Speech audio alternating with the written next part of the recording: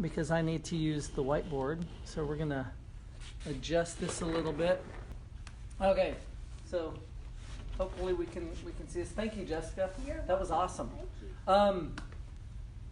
The Lord works in mysterious ways because we did not coordinate on our topics, and our topics go extremely well together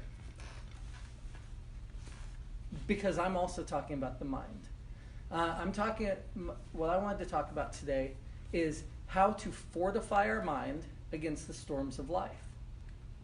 Otherwise known as resilience. So I want to start with a story, and it's kind of a sad story, so I apologize from the get-go. But this was a story that I experienced back in 2008. So in 2008, I was a C-130 pilot, flying quite often into Afghanistan, Iraq, and all that. And part of our mission was to bring the soldiers back that had fallen, bring them back on their first leg of their journey back to the U.S. So we showed up, and we had there had been a IED, improvised explosive device, the day before that had killed five Army soldiers that were in a Humvee. And we showed up and picked up 6 coffins for the five guys, and their entire crew, their entire unit came on the plane and was just bawling and crying and saying goodbye to these guys. They were beloved guys. There had been 6 people in the Humvee, 6 guys in the Humvee. And a week later, we showed up to pick up another coffin because that 6th guy had survivor guilt and killed himself. It happens. The suicide rate has been increasing for years.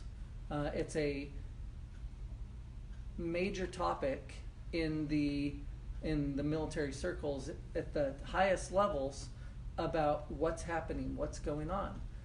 We look around, and rates of depression, medication use, alcoholism, drug abuse are all skyrocketing.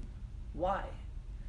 Because we've lost the ability in a lot of ways to strengthen or fortify ourselves against the storms of life, because storms will come. That's life. Things will happen. So what can we do? Dieter F. Uchtdorf, he's one of the leaders in the Church of Jesus Christ of Latter-day Saints, said, "It is your reaction to adversity, not adversity itself, that determines how your life story will develop."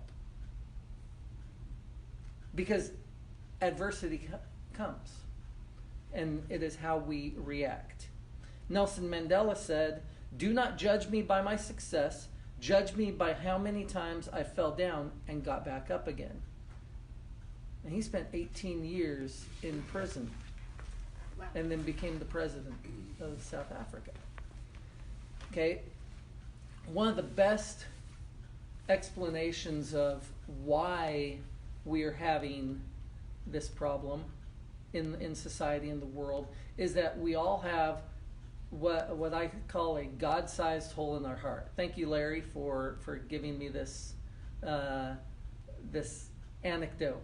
We all have a God-sized hole in our heart that everyone tries to fill up with alcohol, with high-risk activities, with all these kind of things that it fills it up for a second and it drains back out, because the only way to fill that up is through the spiritual growth.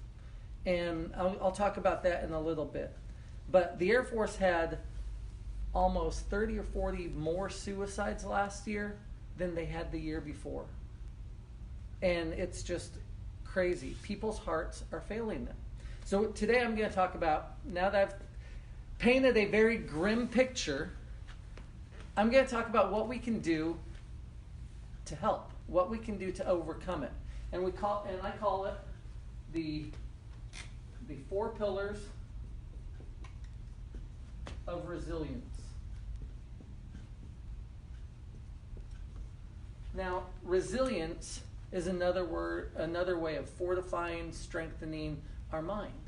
So, Jessica, thank you for talking about damage caused by foods and healthy and our diet and everything that cause issues with the mind. And the 4 pillars are mental, spiritual,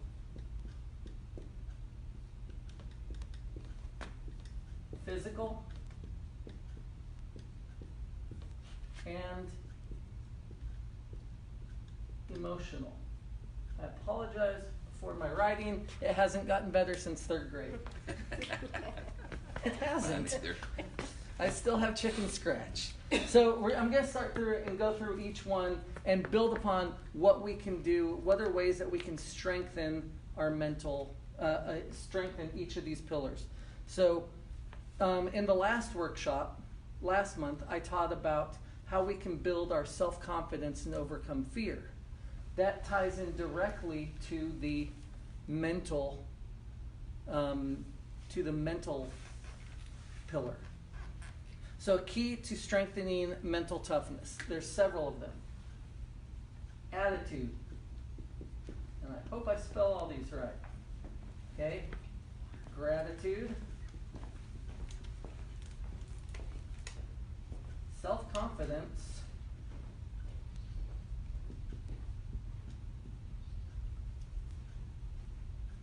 Problem solving. Okay, as Dieter F. Uchtdorf said, how we respond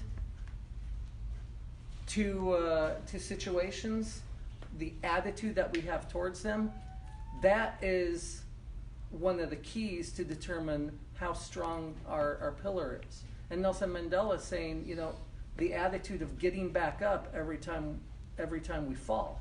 That is key. And part of that is we have to learn to choose. We have to choose what kind of attitude that we're going to have. It's a daily fight. This resilience, or it's a fight against evil. It's a fight against negativity. It's a fight against depression. And so we have to make these choices and choose to have the attitude that says that we are going to fight back against these different storms that come into our life.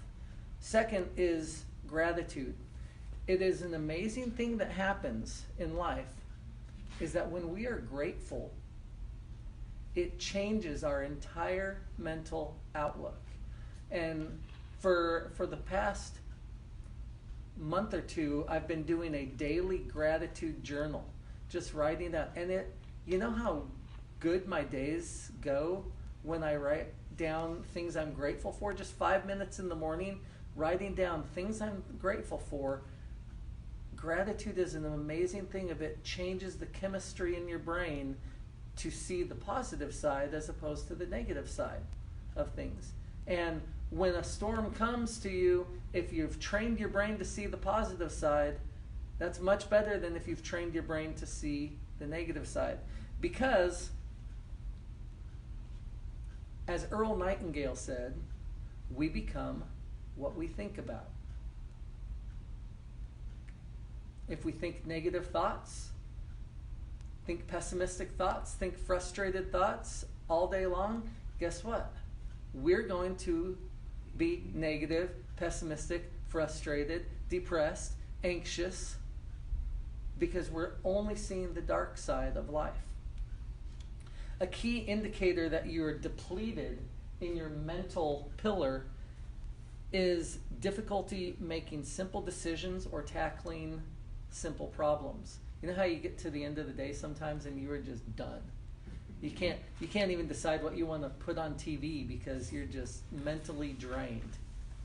That's exactly what this is talking about. Self-confidence. Now, I taught about that last week. You can go back and look at our different ways to build your self-confidence.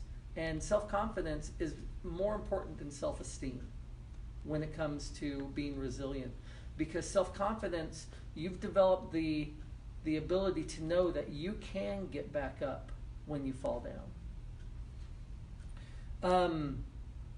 And then problem solving, ways to build mental toughness in problems with problem solving is through meditation, using some of the techniques that Jess talked about, and also going and doing mental games. You can improve your mental strength as you work on problem solving skills. So Matthew Donnelly said the ability to continue moving when you're feeling scared, fearful, or lazy is the sign of true mental strength. Makes sense, doesn't it? Okay, and each time you overcome a struggle or a challenge, you build strength to do it again. Now, things happen in life. We all know that the POWs from Vietnam suffered intense torture and cruelty, right? And they broke every day, quite often. And one of the interesting things that I was reading about, it said that one of the reasons they were able to survive is because of their mental pillar, mental strength. But they broke. So how do we match the breaking with mental strength? The key is each morning they would resolve to be strong again. It was every day. It was a daily decision to be strong. It's okay to break. That's where people mess up, and we'll get to that with the emotional side, is that people think that I have to be strong and I can't ever break, I can't ever show emotion. But mental toughness says that, no, I can break, accept it, and move on the next day with renewed determination. And it said it was fighter pilots seemed to have the best mental toughness when they were, and set the example for everyone else in the POW camps. Why? Because they're ultra competitive.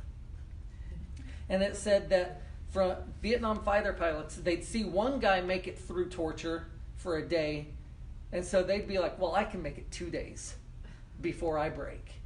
And then so they would compete with each other for 5, 6, 7 years of this. And they survived. And some of those guys, became just examples to all of us when they came home, and doctors were surprised at how resilient they were. So when we break, and I already talked about this, it's okay. Tomorrow's another day. When we focus on the break, we decrease our resilience. When we focus on the new day, we increase it. When we recognize, hey, things happen, today's a new day, I'm starting over from scratch. Mary Ann Radmacher said, courage doesn't always roar. Sometimes courage is the quiet voice at the end of the day saying, I will try again tomorrow. That's mental toughness. That's the mental pillar. That's how we build our resilience on that pillar. The second pillar is, I'm going to do physical. So physical, Mahatma Gandhi said, it is health that is our real wealth, not pieces of gold or silver. I'm overweight, I admit it. This is probably my weakest area right now. And over the last year or two, as I've been overweight and had medical problems, I think a lot associated with my weight. My anxiety increased, my frustration increased, and it wasn't until I started tackling my physical issues and exercising daily that I was able to start diminishing all of that. And so our capacity to deal with issues such as fear and anxiety diminish as we get more out of shape. So Jessica talked about diet and how that affects our brain and our body.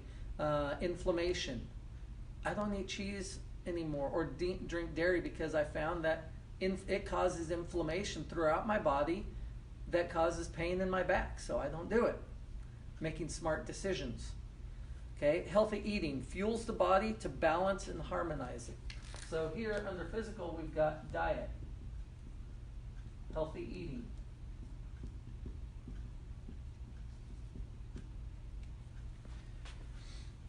Okay, when you're run down, you get sick, your brain turns to mush, your memory goes away. Healthy living requires exercise. They say a minimum of 30 minutes 3 times a week. Optimum is 5 times a week for 30 minutes to an hour. Why? Because that helps you to increase the blood flow, flush out the toxins from your system, and helps your body to heal itself. Okay? But it doesn't mean that we have to be super strict on everything. Okay? We have to be flexible with our schedule, with our capabilities. Not all of us are, at the same starting point. So flexibility is key. Robert Jordan, one of my favorite fictional authors, said, "The oak fought the wind and was broken. The willow bent when it must and survived." Okay, the strongest trees actually bend in the strongest winds. And I remember a good story. So I was a gymnastics coach, so I love everything gymnastics. And there was a story many years ago of a gymnast that, the men do that iron cross where they sit there and hold themselves up, straight out. I've tried that. I can get to about here and I fall through. It takes a lot of muscle, but it also takes flexibility. So there was a bodybuilder, just real jacked up bodybuilder, that came out and he challenged the gymnast. He said, "That looks easy. I can do that." And he had the muscles, the strength to do it. So he jumped up on the rings and he started pulling, and he got to here and he held it for about 2 seconds and then screamed in pain. His arms went down. He had ripped every single muscle off of his breastbone because gymnasts work with their body weight and they stretch and lengthen those muscles. Bodybuilder tends to shorten and tighten those muscles, and because they were so tight, yeah, he was strong, but it ripped it away. And so we have to be careful to work with our body as we're getting into physical exercise, to work from where we're at, not trying to do more than we can, because then if you overdo it, you end up with other issues. So diet, healthy eating, exercise, those are primary for physical. An interesting one for physical actually is the words we speak. You wouldn't think of that as physical, but we're vocalizing, using our muscles and our throat and our voice to talk. I already quoted Earl Nightingale, right, about that the things we say or the things we think is what we become. Well, the things we say influences our subconscious mind, influences our mind. So if you're saying negative things about yourself all day, I'm fat, I'm overweight, I can't do this, I can't do that, where Whereas if you were saying that out loud, that's what your brain is hearing and interpreting. It's like, oh, fat. I gotta store more fat. I'm no good. Okay, well, I gotta make sure that I'm still no good because that's what I'm hearing that I'm saying. So the emphasis needs to be when we're talking about ourselves, especially, is emphasis on being fit, rather than talking about being overweight, becoming fit rather than losing weight, because then you're emphasizing weight, and your body goes, wait, okay, I need to store weight. Our mind runs 90% of our life, our subconscious mind. So we have to teach our subconscious mind, using the correct wording, what we want it to hear. Okay, Germany Kent says, your words control your life, your progress, your results, even your mental and physical health. You cannot talk like a failure and expect to be successful. Okay, so 2 more, and I'm not going to take too much longer. Thank you to everybody that's watching, both online and that's here. Thank you for coming. So the spiritual. I talked about the God-sized hole in our heart, right? One of the things that helps to fill that, and I'm not saying you have to believe what I do. I'm a Christian. I believe in Jesus Christ. But I know that there are those of you out there listening that, you believe in a higher power, but not necessarily what I believe. It's been found that the pillar of spiritual, you need to believe in a higher power. So we'll call it God, and just to be kind to everybody that's listening. But so one of the things that you have to do is you have to have belief. It has been proven that believing in something strengthens your mind. The people that survived the POW camps, 100% of them had a belief in God. 100%. And they said all of them would say that belief got them through. Now, believing is having faith in something that you can't see, that you know to be true. That's what faith is. So we have a belief or faith. Next, we need to have a set of core values.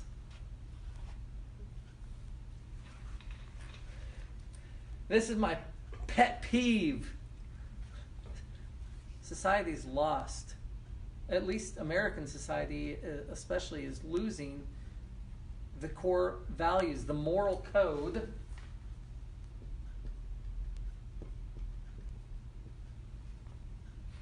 The moral code that has made us who we are.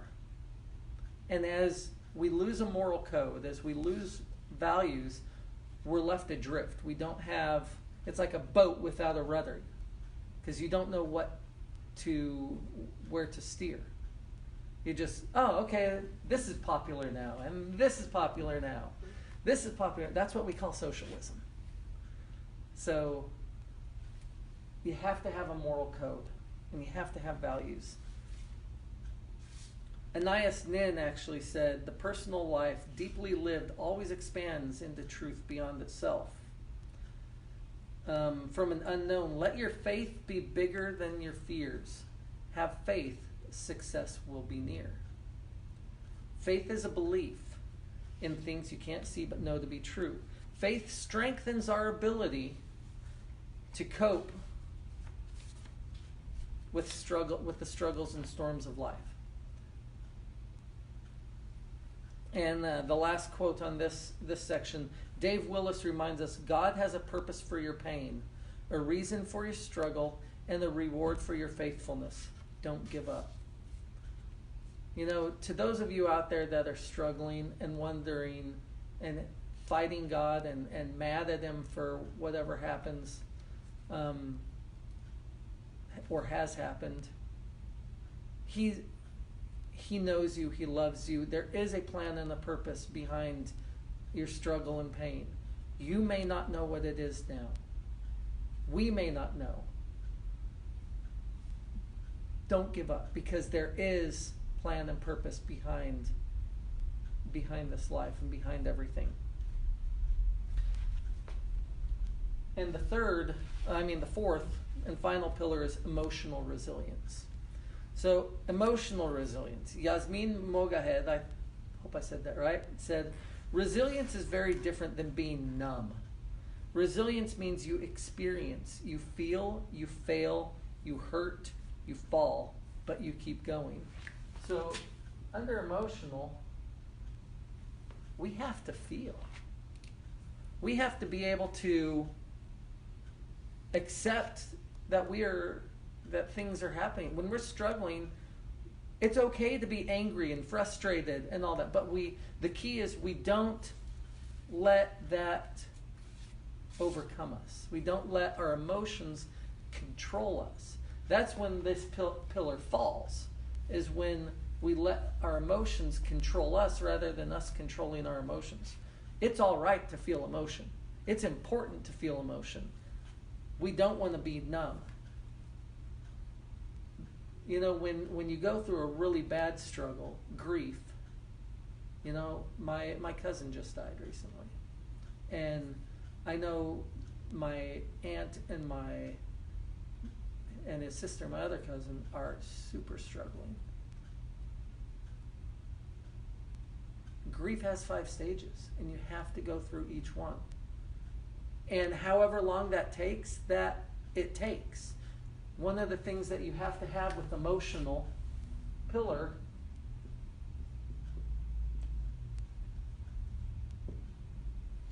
is patience. It's not going to fix itself. Storms of life aren't going to fix themselves overnight. They're not. Hate to be the bearer of bad news, but they're not. We have to go through the emotional roller coaster sometimes to fall and get back up. So how do we build emotional resilience? We learn to sit and feel our emotions and our feelings. We don't push them away. Here's a big one.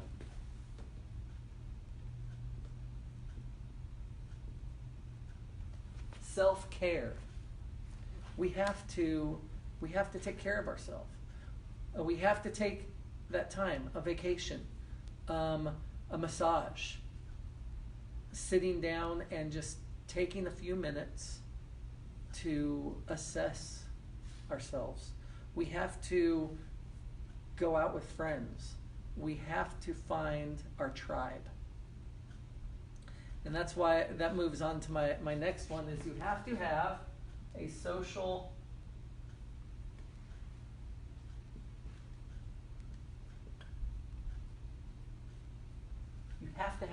network of close friends. There was a study recently that showed that people that had a close-knit group of friends lived longer. Not only did they live longer, but they had less dementia and mental health problems, because that social network, it's that group of close friends, not talking social network like social media where you know a bunch of people. Social network of people that you can go to when you're having troubles, and they will be there in a heartbeat. People that you can tell what's on your mind and what's going on without fear of judgment. That's the social network. Going back to the first one, gratitude changes our emotions. Being grateful increases our emotions. And I already talked about patience. So we have to learn to feel and then learn to let go. This is where controlling our emotions comes in. Because we can feel and we can feel and we can feel and we can feel and we can feel and go on and on and on. But we have to control that. So we have to learn to let go. And know when too much is too much. That's the hard part. So how do you control emotions? You find routines and tricks that work for you. When I'm down, guess what? I crank up the radio with 80s music and I dance like a fool around the house. You know, or sing it at the top of my lungs.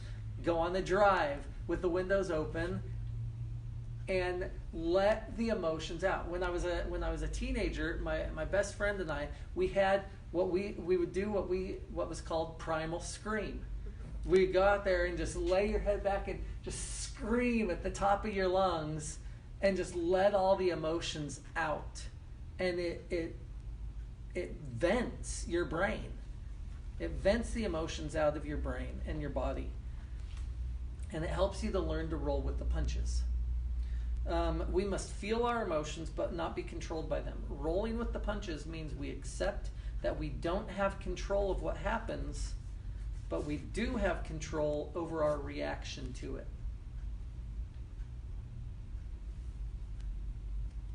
And these last couple are important.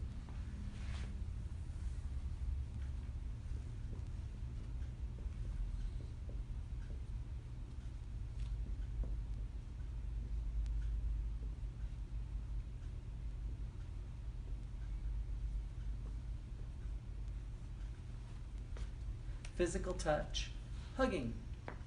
You know, as a society, we are quickly getting, we can't touch people. We have to, we're so standoffish about things. I'm a hugger. And some of the stuff that I've been reading, when you hug somebody, especially your friends, hugs can make you happier. They reduce stress. They increase oxytocin in our brain. That's our happy hormone. Hugs help you fight illness.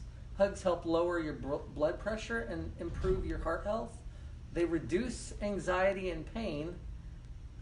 And how many a day do you need? As many as possible. No, really, because hugging, what it does is it increases the happy hormone in your body, and oxytocin reduces stress. It kills cortisol and allows your body to just be replenished and refreshed. So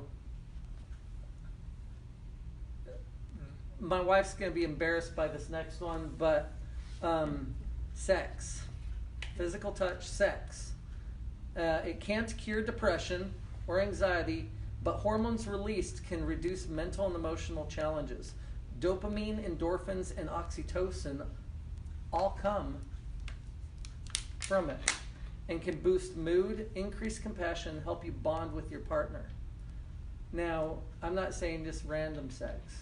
They've said that the studies have shown that a monogamous relationship and the more often that you have physical contact, physical relations, it strengthens your bonds, because all these happy hormones and stress reduction hormones are produced and flow through your body with that. And the last thing about all this is patience.